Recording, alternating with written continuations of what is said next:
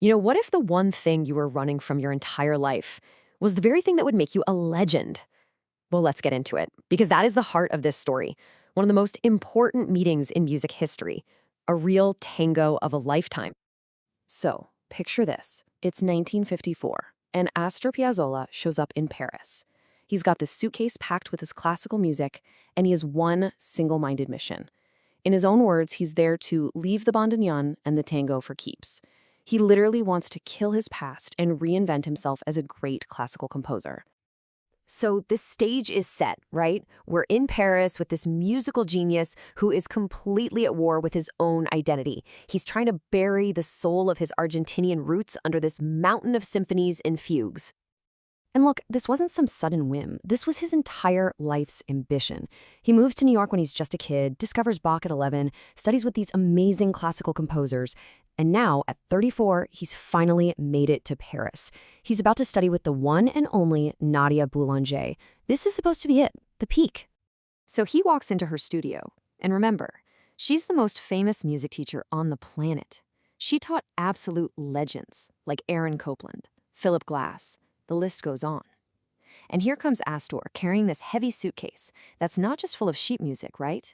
It's filled with all his hopes of becoming somebody else. He is so ready to prove himself. But here's the thing about Nadia Boulanger. She wasn't just a teacher. No, she was more like an unflinching mirror. She had this incredible, almost scary ability to see right through her students to the absolute truth of their music, whether they were ready to see it or not. And boy, she does not hold back. After he plays his life's work for her, these symphonies he was so incredibly proud of, she hits him with this absolutely crushing verdict. Your music doesn't make a contribution. C'est de la musique triviale. Trivial music. Can you even imagine hearing that from the one person whose approval you've been chasing for years? And Astor, he just explodes. I mean, who can blame him? He's furious. Trivial, no great talent, he shoots back. I have talent to spare. You can just feel that passionate mix of his Italian blood and his New York upbringing just boiling over. He's ready to storm out right then and there. But Nadia, she's like a surgeon with her words. She clarifies. She wasn't saying he has no talent. She was saying his real talent, his unique, authentic voice, was completely missing from the music he wrote. It was just a perfect imitation. Technically brilliant, sure, but it had no soul. It wasn't him. Okay, and this is the moment it all pivots. Nadia knows she has to get past all his defenses, force him to face the very thing he's trying so hard to escape, and she sets up what I like to call the tango test. So after completely dismantling his life's work, everything he thought he was, what does she ask him to do? What could possibly break through this massive wall he's built around his own heart?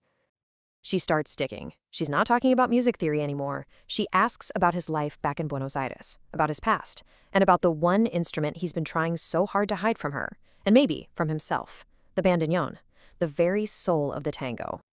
And then she says it, so simple, but it's the one thing he's been running from. She just looks at him and says, "Just play a tango, Astor, one you've composed."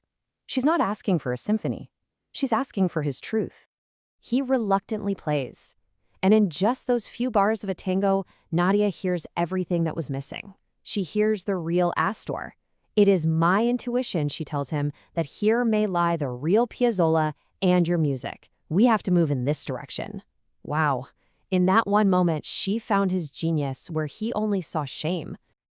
And right there, in that one moment of brutal honesty, forced on him by this incredible mentor, a new voice is born.